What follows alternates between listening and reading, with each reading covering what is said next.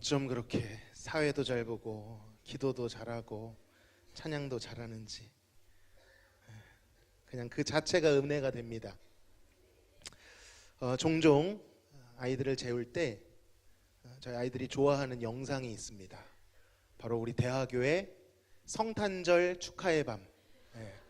그때 우리 사회를 주렁주렁 예주렁, 또 뭐였죠?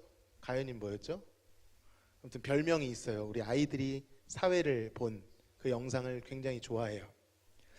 그런데 가끔 그 사진이나 영상을 보면 깜짝 놀랍니다. 왜 깜짝 놀랄까요? 한번 사진, 제가 단체 사진을 하나 부탁드렸는데 보이시나요? 좀 확대되나요? 그럼 아이들의 얼굴을 한번 보시면 왜 이렇게 포동포동한 거예요? 불과 몇 년 전인데 어느새, 미안해 얘들아, 흑역사를, 어느새 이렇게 컸는지 정말 깜짝 놀랄 때가 있습니다. 언제 키가 이렇게 자랐지? 하나 더 있어요. 여기엔 예준이가 없어서 예준이 사진 따로 준비했습니다. 언제 이렇게, 이제는 키가 저보다 큰 친구도 있고 소녀미가 뿜뿜 퍼져나오는, 혹시 아버지가 저러시는 거니? 내려주세요. 멋진 모습으로 자라있는 것을 볼 때마다 깜짝 놀랍니다. 하루아침에 극적으로 자라지는 않았겠지만 매일 영양을 잘 섭취하다 보니 꾸준히 성장한 것입니다. 여러분, 영적인 부분도 마찬가지입니다. 우리의 육이 자라듯이 예수님 안에서 거듭나는 것, 다시 태어나는 일은 즉각적인 은혜로 단번에 이루어지지만 하나님의 거룩하심을 닮아가는 성장은 점진적으로 일어나게 되는 것입니다.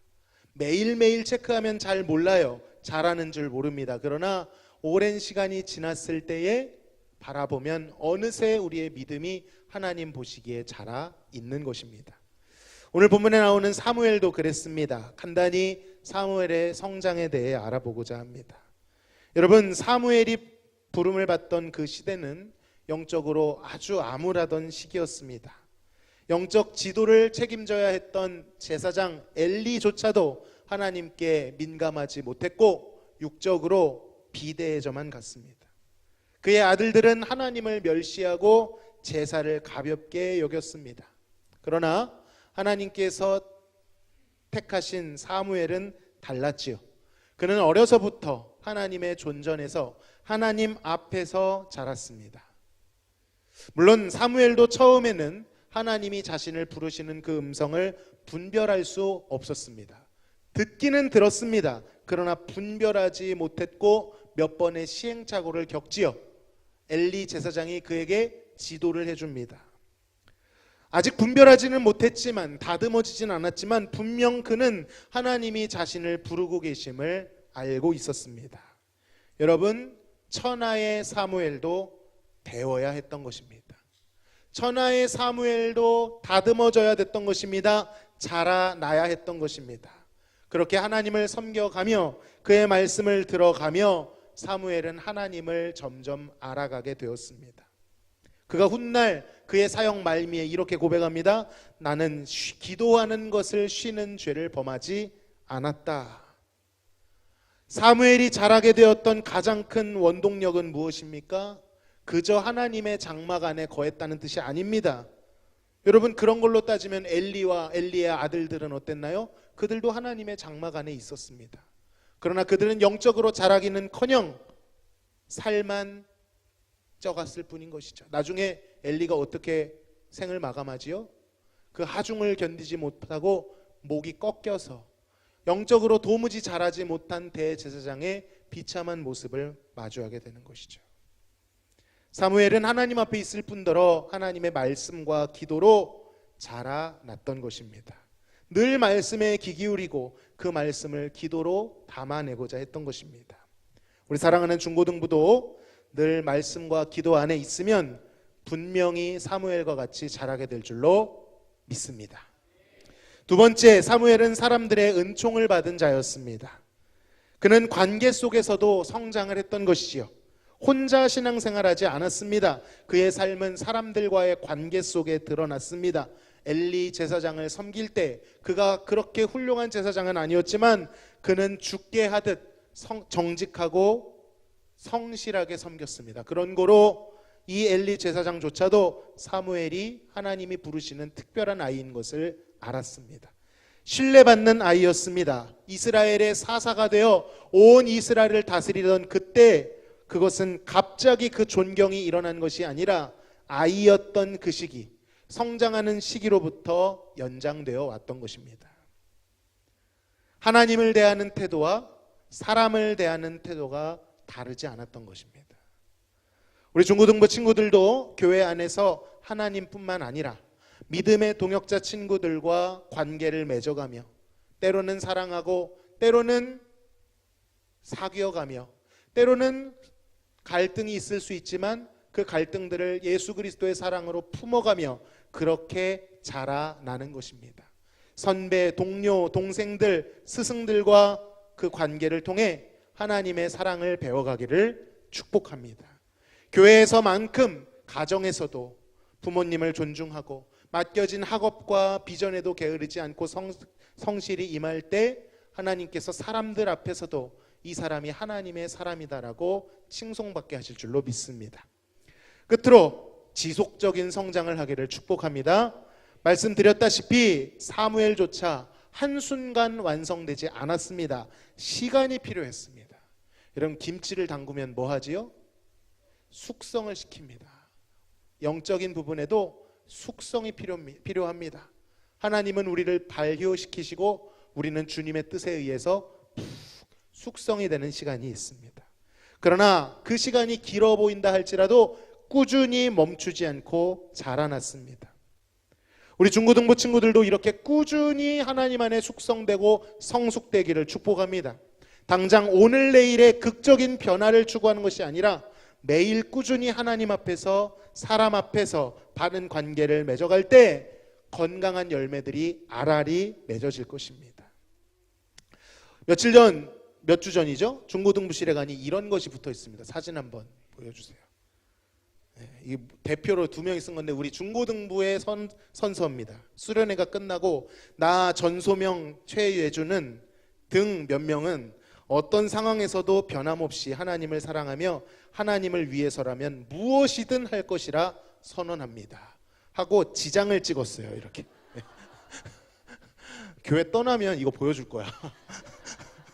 처음에는 너무 귀엽고 재밌어서 웃었는데 귀엽잖아요. 그런데 하나님이 보실 때는 얼마나 귀할까 이런 생각이 들었습니다. 우리 친구들이 요즘 수련회 이후에 다 같은 마음으로 뭔가 들썩들썩이는 것들이 있습니다.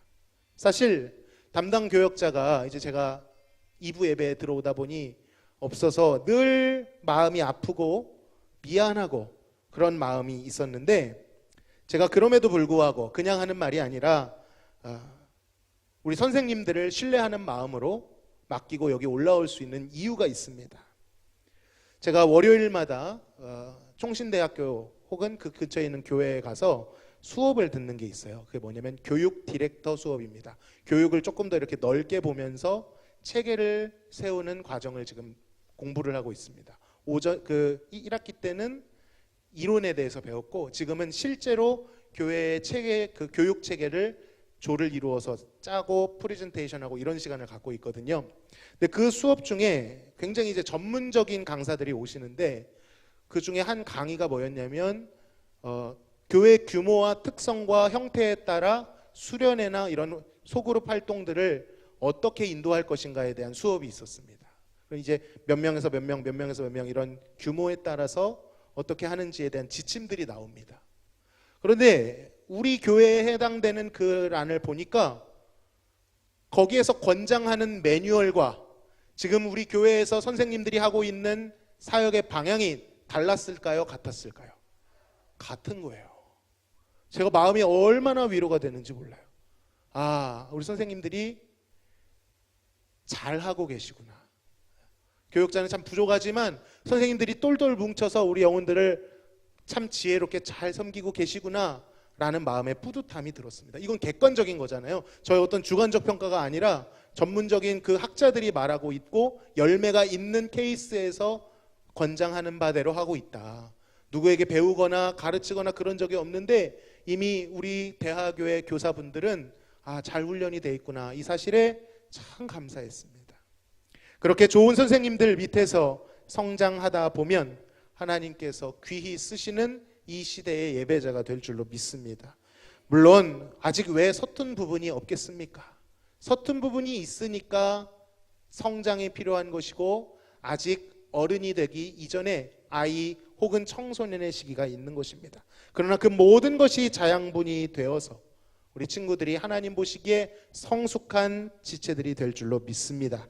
그래서 주님께서 부르셨을 때 그 음성을 인지하고 그 음성을 분별해 나갔던 사무엘처럼 점점 하나님을 알아가게 되고 그 시대에 왕이 없었을 때에 모두가 소견에 오른 대로 우르르 물려가던 그때에 그 길을 막아서고 하나님의 말씀의 기준을 제시했던 자들처럼 우리 사랑하는 중고등부 친구들이 20대가 되어서도 30대가 되어서도 도무지 신앙의 길을 떠나지 아니하고 떠나지 않고 버티는 정도가 아니라 수많은 사람들을 주님께로 돌이킬 수 있는 하늘에 반짝반짝 빛나는 별과 같은 사람들 되시기를, 하나가 천을 쫓고 둘이 만을 쫓는 역사가 일어나기를 축복합니다.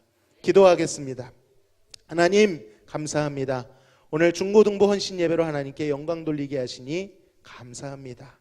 사무엘을 부르시고 그에게 말씀하셔서 그가 점점 하나님에 대해 알아가며 그 말씀을 분별하였던 것처럼 우리 아이들이 하나님의 사랑 안에서 하나님의 부어주시는 말씀과 기도로 하나님 안에 성장하고 성숙하여질 수 있도록 도와주옵소서.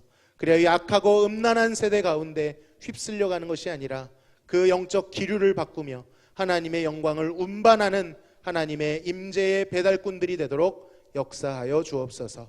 예수님의 이름으로 기도하옵나이다. 아멘.